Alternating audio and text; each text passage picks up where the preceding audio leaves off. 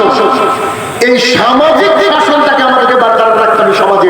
যদি আমরা সমাজটাকে পরিবর্তন করার চেষ্টা করি, সমাজটাকে যদি আমরা পরিবর্তন করতে চাই, তাহলে আমাদের সামাজিক যে দায়বদ্ধতা, এই সামাজিক দায়বদ্ধতা যদি আমরা এড়িয়ে চলার চেষ্টা করি, আমাদের যুব সমাজ ধ্বংসের দিকে চলে যাবে। তাদেরকে ইসলামমুখী করে, ইসলামমুখী।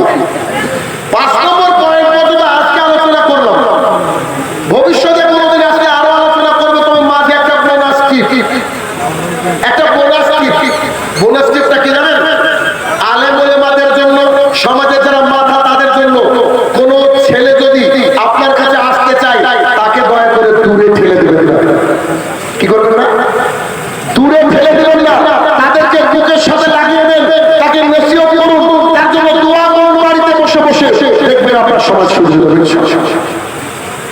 সুতরাং এই যুবরা যখন আমি প্রথম আসি, তখন আমি শুনেছিলাম যুব হচ্ছে আলেমের শহর, আলেমের শহর।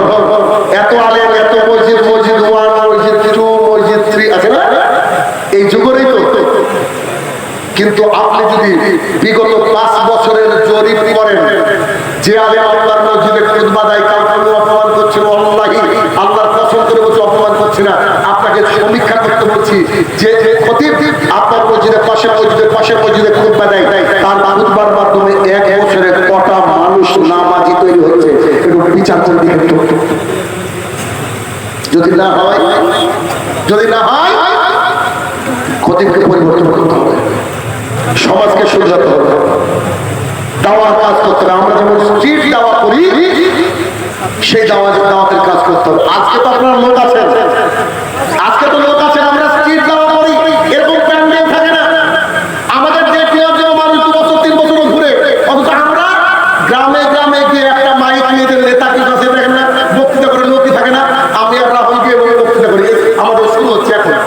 এই আজকে এটা শেষ প্রোগ্রাম সিজনে দিতাম না, এই যে ভাইদের সাথে ভালোবাসা আছে তাই দেওয়া হয়েছে। এরপর থেকে আমরা সাজাবো, আজকে সরকারটা, কালকে কীর্তনের পড়া, পরদিন মধুমোনা, এরকম করি। আমাদের কি থাকে? একটা টেবিল থাকে, 2-3টি চেয়ার থাকে, আমরা 3-4 জন আমাদের দায়রা থাকি। আমরা দাওয়াতের কাজ করি, মাইক একটু বেশি দূরে দিই, আমরা জানি লোক আসবে না, 5-10 জন লোক আমরাই ভাড়া করে নিয়ে যাবো, আমাদের লোকরা বসে, আমরা আবার দাওয়াতের কাজ করি। এই করতে করতে আলহামদুলিল্লাহ আমাদের যে প্রোগ্রেস একবার গিয়ে দেখে আসেন। কারণ দাওয়াতের কাজ না করলে একটা সমাজ কখনো শুধরাবে না। যুবক